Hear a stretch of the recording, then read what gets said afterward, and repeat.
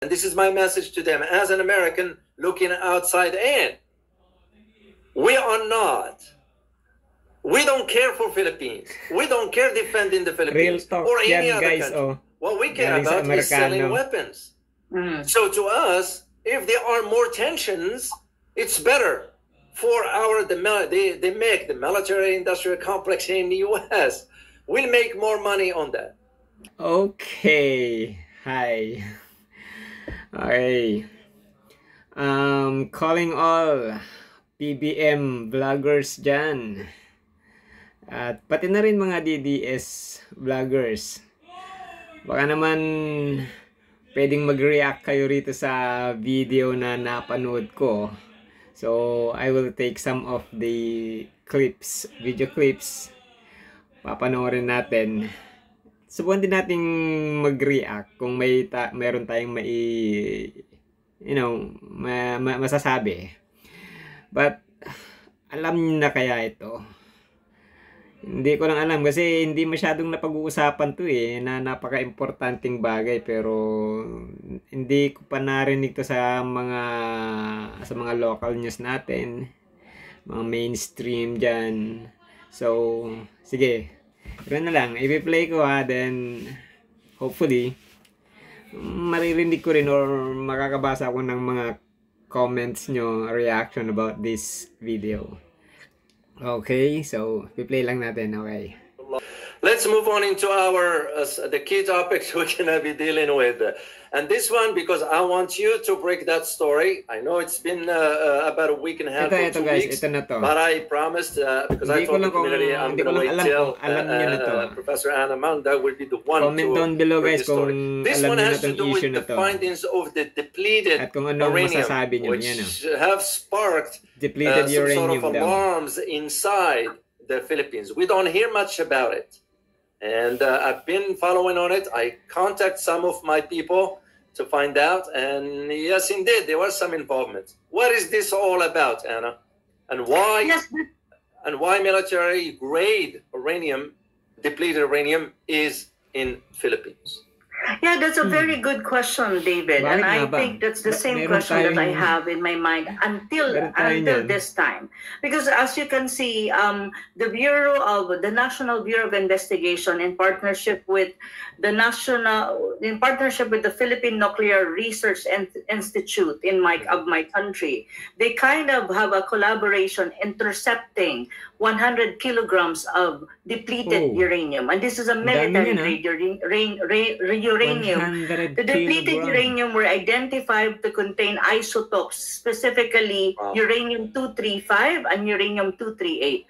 Uranium-235 and 238, I think from what I know based on my readings, is some kind of elements to when you want to have a nuclear bomb or a nuclear energy to a greater extent. But this one are depleted already, so it means, but they can be used to produce dirty bombs. So this 100 kilograms of uranium were intercepted in multiple cities. And one of that in Pasay, which is in Manila, the other one in Cagayan de Oro, and the other one in Cebu, by some families that until now we don't know what is really, there's no explanation, there's no characterization of those who were carrying this depleted uranium in the country.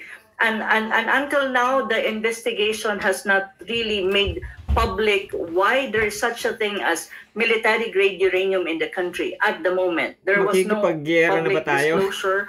And I don't know the public, we don't know what's going on really with the investigation.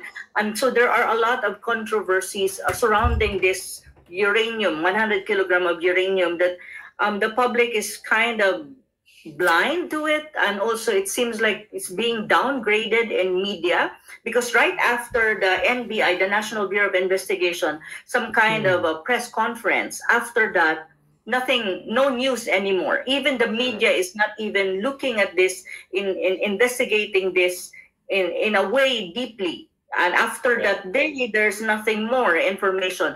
And one thing though that also is a very curious is the interception of this uranium happened in October 28, but the press conference only happened in December I think last third week of December. So there's a gap, and what happened between those times that there was no public information on this. So there are controversy. One of that would be how these radioactive materials, because these are radioactive materials, enter the country and how it was transported in multiple cities. And second, and second to that would be these are hazardous materials. It has an impact to the health of the people and at the same time environmental contamination. So these are specific issues that until now the public is not aware. There was no public information as to this regard. The Malacanang Palace, the president is so quiet about this. Even the Armed Forces of the Philippines is quiet. Concerned agencies are so quiet about these things that there's lack of transparency in terms of how the investigation is being conducted, what are the results of the investigation, and the other one is in terms of accountability. There's no such thing as accountability. No one is trying to account or no one is trying to own up to this because that's an issue of transport of a military-grade uranium. And David, you're a security expert, that when you talk about military grade, it cannot be transported by ordinary vessel. It can only be transported by a military vessel. Of course. Because it's a military grade and because of its hazardous material. So that is even the question right now, where it came from, where this 100 kilograms of uranium came from, the origin of it. And another thing that is playing in the minds of Filipinos, and there are a lot of speculations about this issue, is there are two areas that they were discovered. Cebu. Hindi masyadong... In Cebu, you have the EDCA bases. One EDCA base or / military base is located in Cebu. And the other one is in Cagayan de Oro. So now people are trying to speculate, saying that probably it has something to do with the U.S. military bases that is in the country. And probably they're speculating it's the Americans who transported this radioactive materials inside the country. But of course, these are speculations. We don't know yet because as of now, no public information as to the result of the investigation and if the investigation is still ongoing. And why is it only now? It happened on October 28th.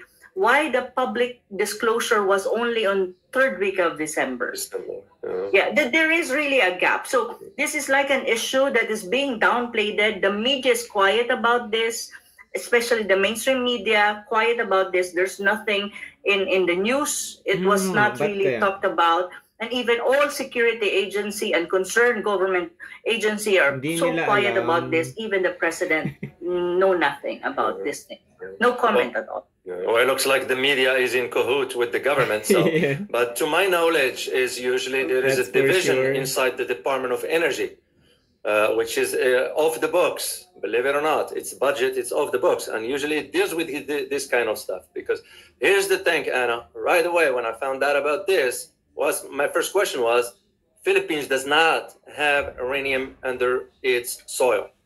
No, we don't. Where the heck this came from? And we don't have refinery of uranium. And also we don't have uranium in our soil. And one thing though, and also uranium is contained in nuclear facilities or even in nuclear bombs. So the question is, who brought this kind of radioactive materials in my country? And who's responsible to it?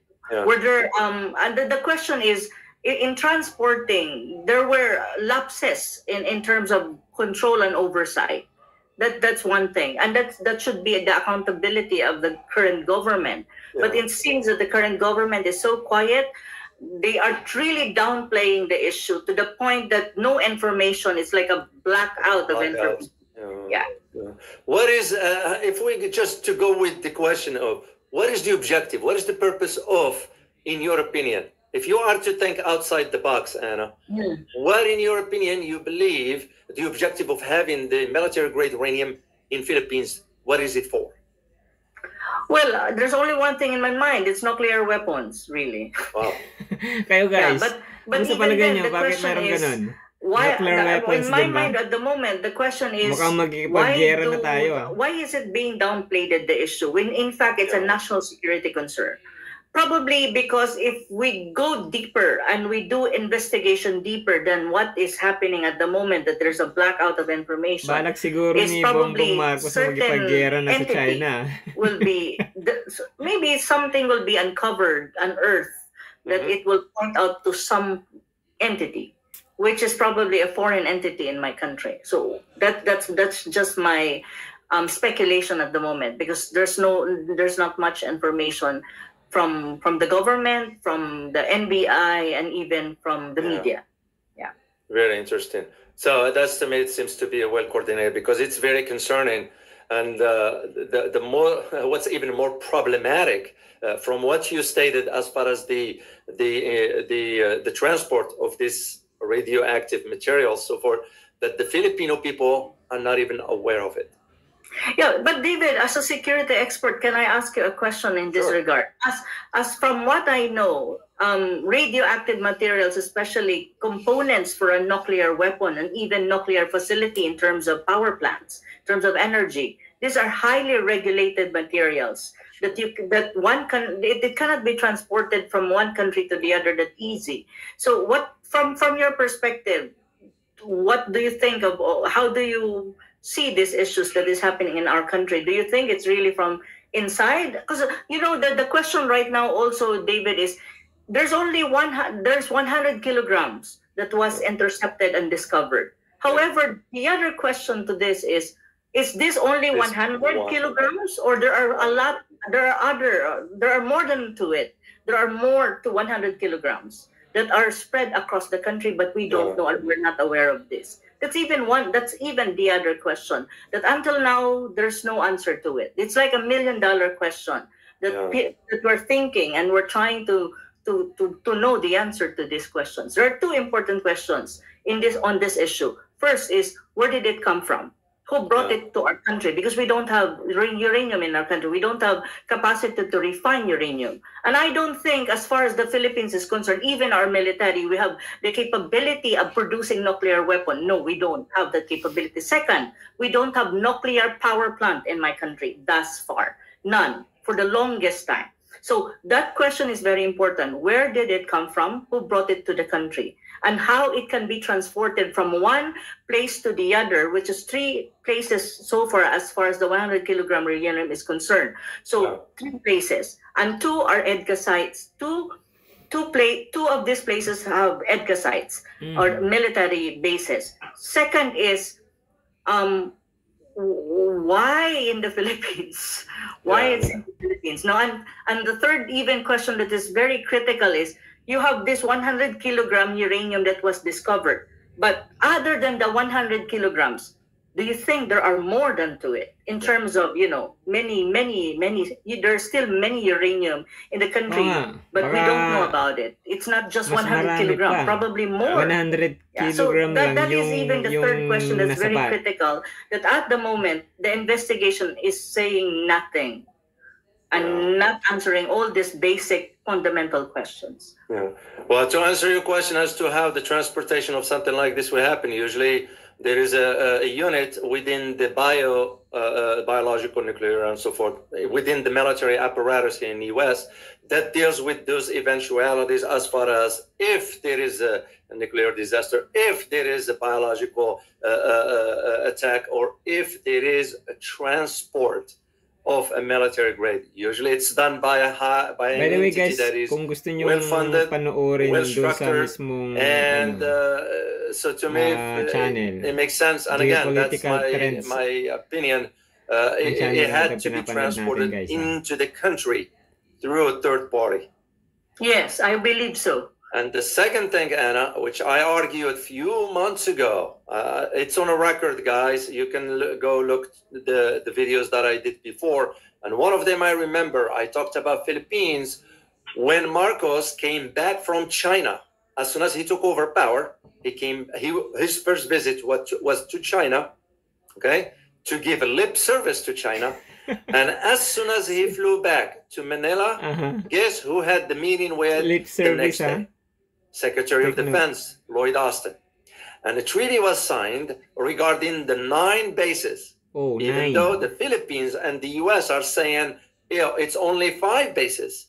No, they were 9. Oh, but tinago nila yung 4. Why they were 9, but the Philippines and the U.S. only declaring 5? Because that's when 4 bases like that would not be disclosed, and that's where such material could be brought in at first, then dispersed to whatever it needs to go. We've seen it before. So, yun daw, itinago yung 4 na base pa para doon siguro ilalagay yung mga uranium na yun. Parang ganun yung pagkakaintindi ko. Tama ba ako, guys? We've done it before. Even for Iraq, we had to move some of military-grade uranium, believe it or not. So, it's from an outside force. I would believe so. Because there's only, and also one thing that you have to understand about my country, there's only one country that has a presence, a military presence in my country, both military weapons and troops in my country, and that's only the United States. And that's really there. And they have all the bases and they have the troops. And they have prepositioning of military assets under EDCA, under the agreement. Ano kaya katututo mga pinagsasabi ng mga ito? No? Kasi wala talaga tayong nabalitaan na many sa political opinion makers in my country. So there's a lot of speculation, but one of the most prominent speculation is this is related to the EDCA/US military bases that is located in Cebu and even located in Cagayan. So well, I hope pardon me, I hope the really responsible people in Parliament in Philippines stand and do the right thing. Yes, because that's when they have to hold the president accountable. This is not about, it's about justice, it's about fairness. You have to hold a president accountable for something like this, because an average Filipino person will not understand these dynamics.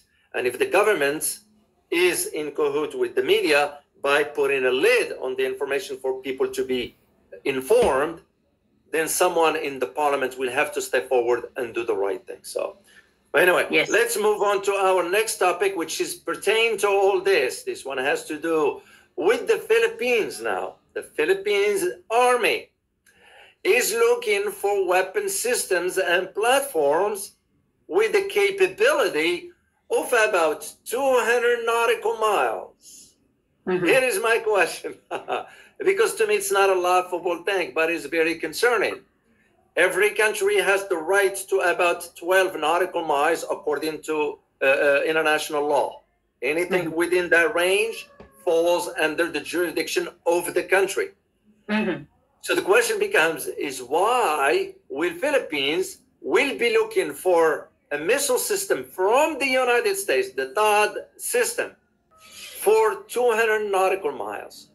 What is this all about, Anna, in your opinion? Basically, but the thing, that's really an interesting question, and that's really an interesting statement coming from the armed forces of the Philippines, especially the Army, the AFP, saying that we are interested or we will be buying. That's kind of the inclination or the intention is we are interested, we will buy or we will acquire an intermediate missile system that is capable of 200 nautical miles.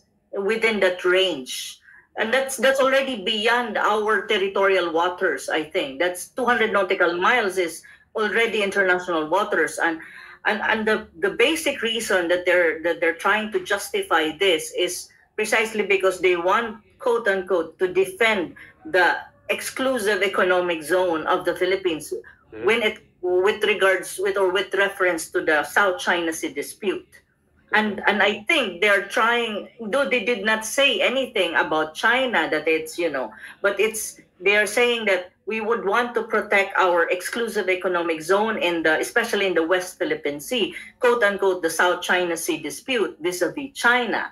Because there's only one country that is now very, the current administration of Marcos Jr. is very adversarial in terms of relationship when you talk about the South China Sea, and that's really China. So it seems like we're trying to acquire a Typhoon missile system or a mid-range missile system with the capability of 200 nautical miles, precisely because we perceive that that China is our aggressor, and we would want to protect the country and the exclusive economic zone against them, and we will be able to do that as a deterrence or the deterrence capability by acquiring those kind of missile or any kind of military upgrading. So I think that's really the intention, and I think that's really the rationale behind the statement. And as of now, we already have it in the Philippines. And it's already deployed by the Americans in the northern part of the Philippines, in Lawag. There's already that Typhoon missile system, the mid-range. It's already there. But I think this is still, quote-unquote, within the smoke screen that it is American assets. So now we're saying, the current administration is saying that we would want to acquire, meaning we would want to buy, or to probably to justify the presence of the current deployment of the Typhoon missile system in the northern part of the Philippines, and it is specifically in Lawag. So I think that's much more the kind of strategy they're trying to play. I think they're trying to play with words here, because there's already the presence of the Typhoon missile system in my country. But now, of course, there are opposition to it, and we're saying, even I am opposed to it, and I'm saying that, you know, it should be removed by the Americans, because it's supposed to be a temporary deployment during the Balikatan air exercises. It should not be, you know, and it's like there's no definite date when it would be removed. So there are oppositions to it. So probably right now they're trying to play with words and saying that we would want to acquire that kind of capability, and actually it's already there. And they're just saying that we want to acquire by buying or looking for that kind of military capability. But the question, David, is it necessary for the Philippines to acquire this kind of system? Would it be legal in terms of compliance with international law? Second is, would it be good for the region? Would the other countries in the Asia Pacific react to it? Of course, other countries will react. It could provoke an arms race, unnecessary arms race in the region, in the Asia Pacific region, and even Southeast Asia. Second is, it could escalate tension between the Philippines and China. Recently, China made statement against this, and China is opposed to this, really. And even Russia, again, is opposed to this. And other countries in ASEAN, I don't think they're happy, because as far as ASEAN is concerned, it's supposed to be a demilitarized region. That is really the objective of why you have the SOFAN, Zone of Peace and Stability, because ASEAN countries and ASEAN as a region, we would want it to be demilitarized. If you acquire this kind of missile system, or Americans are deploying and prepositioning military assets like this in my country, and we're part of ASEAN, we're part of Southeast Asia, then that concept of a demilitarized ASEAN region is not there anymore. And then what will happen? Other countries would also do the same. They will also acquire weapons of the same capability, precisely because they would have that kind of perception that maybe it would be used against us by this country. So we need to protect ourselves. So it's not really a deterrence. It's an offensive strategy, as far as I'm concerned, with this kind of moves from our current government being, well, the president is Marcos Jr. So this is really not, this is a step really, but that probably other people would say that it would capacitate our military, it will strengthen our military, but I don't see it as a positive one vis-a-vis the region, and what's the implication of this with regard to other countries in the region. I don't think other countries in the region, the broader Asia Pacific region, will be very happy about this. This is like a prelude to a second 1962 Cuban Missile Crisis. Oh, wow. I think, no, this is some kind of a prelude to it, and I don't think this is good for the region as a whole. I don't want my region to have the same kind of problem what's going on in Ukraine and what's going on even in Gaza and in the Middle East at the moment. I hope this Asia Pacific region would be able to maintain its relative peace and stability. But with this kind of moves coming from the Philippines, I think it's provoking some kind of an escalation of tension, especially with China. Because China, I think yesterday, China made statement against this pronouncement of the armed forces of the Philippines that they would want to acquire that kind of military capability or missile system that has 200 nautical miles. That's beyond 12 nautical miles. Sure. So I don't know. What do you think of this, David? Do you think it's good for us? Do you think it's necessary given our limited budget? We have a very limited budget. We're deficit. We have, I mean, we have a lot of domestic problems when it comes to the economy, when it comes to finance. I mean, we even for the 2025 national budget, we have zero for our health insurance, public health insurance. Imagine that. There's no budget for our public health insurance, and you would want to acquire. This is very expensive to maintain this kind of military assets, given our economy, given our financial capability, and which is not good. Do you really think we can afford this? This is really an issue of what to prioritize. Would you prioritize this because you're being pressured by an external force or a foreign country or a superpower? Over what? Social welfare, that education, health, food necessities, all the basic goods that we need, all the basic necessities that Filipino needs. Or would you want to acquire that kind of missile system that is so expensive and so hard to maintain? And you need a lot of financing to maintain it. And even to acquire how you feed the missile for that system. You know, these are realities that is going on. So I really hope that there will be a recalibration of this kind of policy, because this is not a positive step as far as the Philippines is concerned. The more we will be dragged into the geopolitical rivalry between the United States and China, the more that we will be involved in this kind of competition, by which a small country like ours, we should not get involved. We should have a neutral position, an independent foreign policy, and as much as possible be neutral among all these geopolitical maneuverings. But it seems that the current administration of Marcos Jr. don't understand geopolitics in that sense, or international relations for that matter. Instead of trying to, fix its relationship with China, it's getting worse at the moment. So that is crazy. You cannot have, in geopolitics, you're a security expert, you're a geopolitical expert, David. You cannot change the fact that our neighbor is China. Across time, even hundreds of years from now, thousands of years from now, unless there will be a tectonic, movement of plates, our neighbor will always be China. And if that is the case, you need to have good relation with your neighbors. You cannot have that adversarial relationship with a neighbor like big as China and powerful as China. And we're just a very small country with a lot of domestic problems, and we are facing a lot of challenges as a country, even with our politics. So how come that they don't understand this, the current administration, and they're pushing the country to the brink of a war, or the brink of a catastrophe against major powers in the region and even in the world right now. So this is crazy. Well, indeed, Anna, you brought in a good point as far as especially the cost of such system, because just for those you guys in the community, I'm sure you know how these things work. When you sell a system like that, you sell with it, you sell the maintenance, spare parts, and all that. That's a long-term contract, and those are in millions, if not billions of dollars. It's not a small change. And you are right.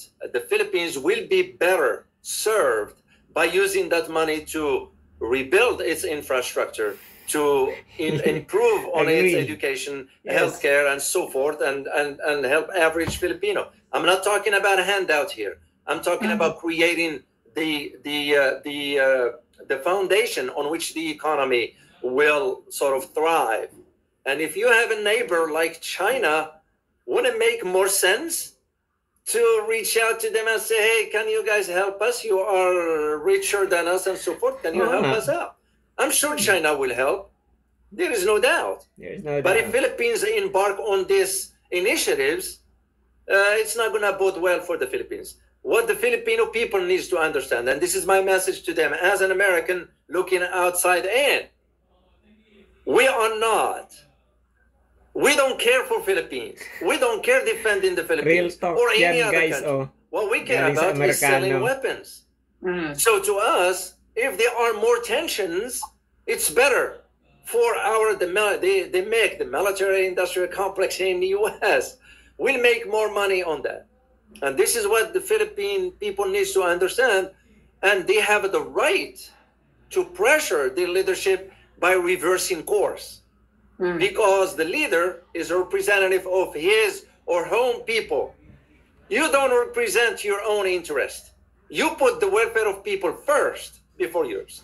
And I think this takes us back, Anna, to the beginning. This is why I think they wanted to impeach Sara Duterte. I think this is why the push for this is to prevent her from becoming the president, because if she will be serving the people, not the elites in Philippines. I am a little familiar with the elites inside the Philippine political establishment. We used to deal with them in Washington behind closed doors and so forth. And, you know, it's about time. It's about time. The second thing is, it's just my opinion on this from a security perspective. For Philippines to acquire this system, both Typhoon and the THAAD, it's going to push the region into instability. Mark my word on it. We've seen it before. It will happen again.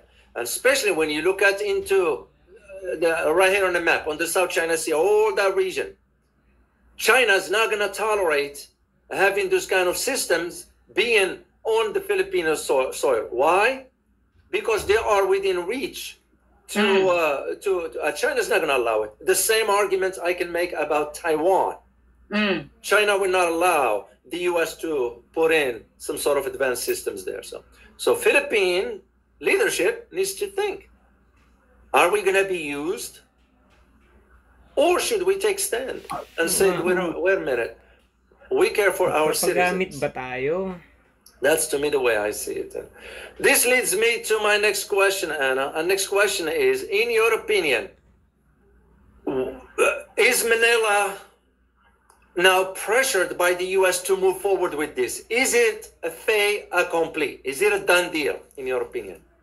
In terms of public information, with regard to your question, and if it's really like publicly, you know, that the current government would say that they're under the strong influence or pressure from the United States, of course, no one will say. Dito na lang muna, guys, no? Kung gusto nyong panoorin yung buong episode, buong video, dun sa channel ni Geopolitical Trends, no? Ilalagay ko na lang sa description. So, yun, marami pang napag-usapan, marami pang mga So, gusto niyo ituloy panoorin doon sa mismong channel ni no.